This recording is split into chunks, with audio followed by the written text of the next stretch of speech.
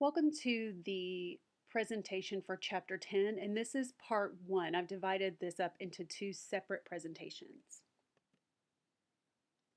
So this chapter is called Water-Soluble Vitamins, and if you remember Dr. Goldberg's study on pellagra and how his critics thought it was caused by an infectious disease, well, ultimately it was determined that the culprit was a niacin deficiency. Today, we understand that the foods we consume contain vitamins, and that if we don't get enough from the foods we eat, or if our bodies cannot adequately utilize a vitamin, we may develop signs and symptoms of vitamin deficiency. The last chapter focused on fat soluble vitamins, while this chapter focuses on water soluble vitamins, or those that disperse easily in watery components of food in the body, such as blood. Now, unlike fat soluble vitamins that are not easily excreted and are more likely to cause toxicity because they do build up in the body, water soluble vitamins consumed in excess are filtered through the kidneys and excreted in the urine.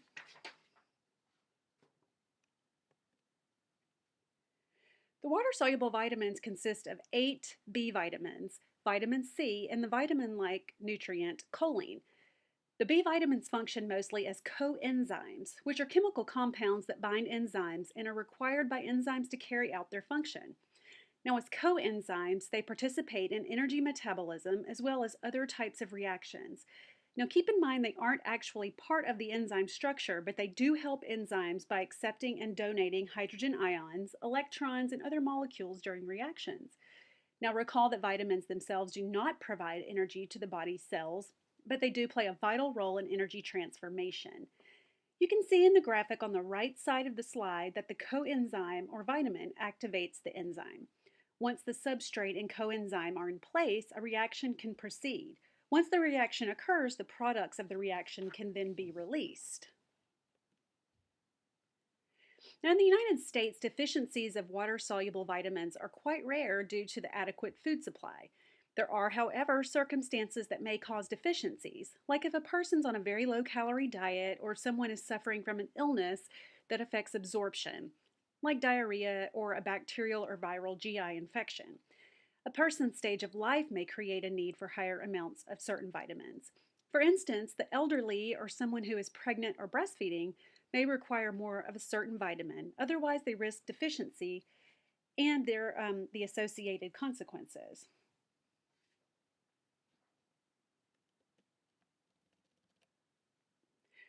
Now, if you're like me, you probably wondered sometime in the past why there are multiple B vitamins and why they are called B vitamins.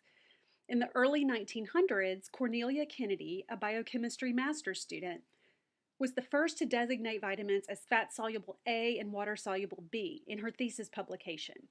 Now, the B vitamins were initially thought to be a single large B vitamin complex, and eventually the B vitamins were found to be of different structure and function, were each given a name to better distinguish them from one another. The B vitamins, the numbers that go with the B vitamins, they're not designated in the order they were discovered, and the missing B numbers are substances that were originally thought to be vitamins but were later reclassified. So let's take a look at the B vitamins. The first one is thiamine or B1. In the late 1800s, a degenerative disease was running rampant in East Asia, causing the victims to experience muscle wasting and eventually heart failure. The disease was known as beriberi, which in the Sinhalese language of northern India and Sri Lanka means I can't, I can't. It was very common among those whose diet was made up mostly of white rice. At the time, it was very cheap to refine white rice, which was good for these people because brown rice spoiled much faster. Now, what they didn't understand was that removing the outside of the rice stripped the grain of most of its bran and nutrients. In 1912, a researcher named Casimir Funk was able to determine that an anti-beriberi factor that he called vitamine was present in the hulls of brown rice. This word was later shortened to vitamin. He later called this vitamin B1. Now, we don't have an issue with beriberi in the United States, but those who are alcoholics are at risk for another syndrome called Wernicke-Korsakoff syndrome, which can cause serious neurological disturbances. Alcohol not only displaces the intake of nutrient-rich foods, but it increases thiamine's excretion in urine. and it decreases the storage of thiamine in the liver and decreases its conversion into its coenzyme. Now, thiamine is part of the coenzyme thiamine pyrophosphate, and it's necessary for carbohydrate and branched chain amino acid metabolism. And it's also vital for the synthesis of neurotransmitters. The RDA for thiamine is 1.2 milligrams per day for men and 1.1 milligrams per day for women. There's no evidence that consuming too much thiamine has a negative effect on humans. Good food sources of thiamine are whole grain and enriched breads and cereals. Pork is a very good food source for thiamine. Legumes and orange juice. Now keep in mind that overcooking foods can destroy thiamine, and also it's recommended that you don't rinse white rice or pasta prior to cooking, since they're enriched or fortified by spraying the vitamins and minerals on the outside of the rice. Now, I provided a study within Blackboard that discusses vitamin retention level in rice after various cooking methods if you would like to read about that.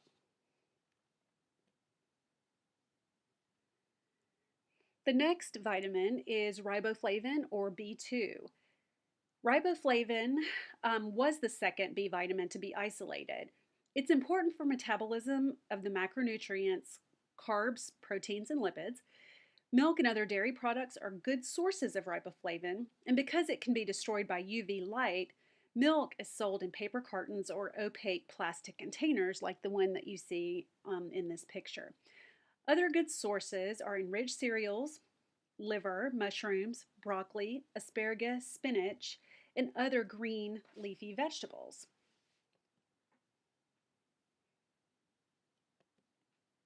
Americans typically take in more than the RDA, which is 1.1 milligrams per day for women and 1.3 milligrams per day for men. No toxicity has been observed from taking in too much riboflavin from food or supplements, so no upper limit has been established. Now, on the other hand, a deficiency of riboflavin can cause several issues, including a riboflavinosis, glossitis, and cheilosis, which all affect the mouth and or throat and usually cause swelling, cracking, or a chapped appearance to these areas of the body. Now, the next vitamin, excuse me, is niacin or B3. It uses its two forms, nicotinic acid and nicotinamide, to synthesize two enzymes, NAD and NADP, which participate in approximately 200 reactions in the body, including those involved in the release of energy from the macronutrients. Niacin is very rich in meats, especially poultry, and fish, as well as fortified cereals. Our bodies can also synthesize niacin, although somewhat inefficiently, from the amino acid tryptophan, which, as you may know, is found mostly in protein-rich foods.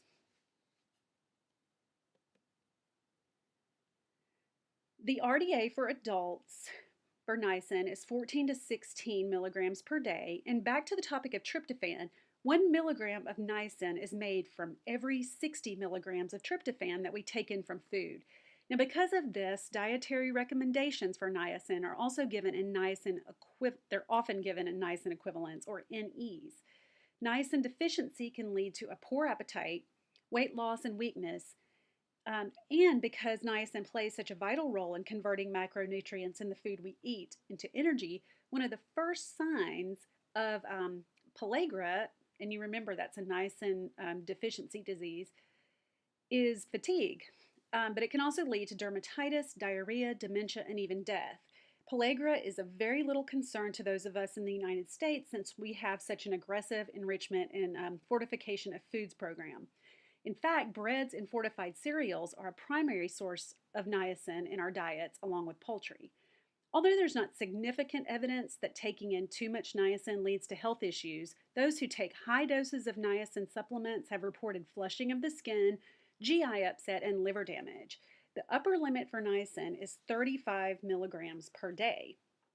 And you can see in this picture what it looks like when someone has a niacin flush on their body.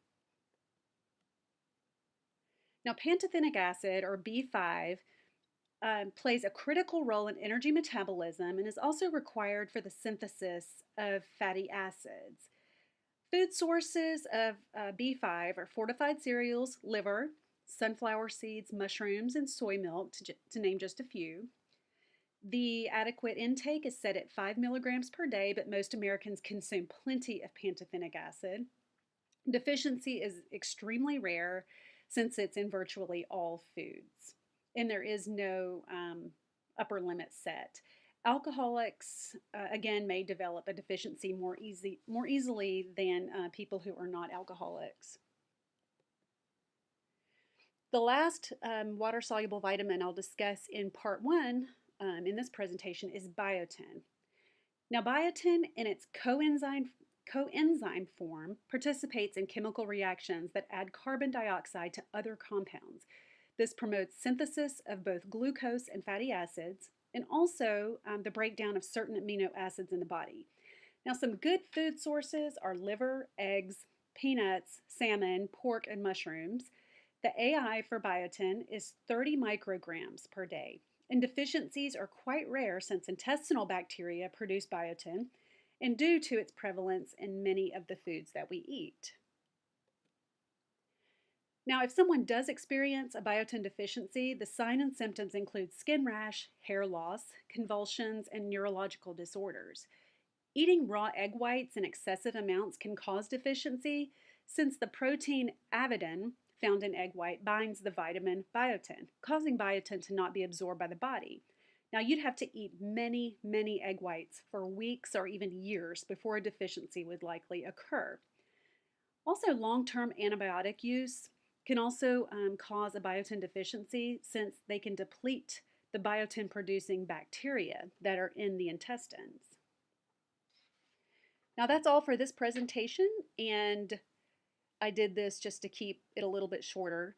The presentation on the other water-soluble vitamins is below this one on the Blackboard site.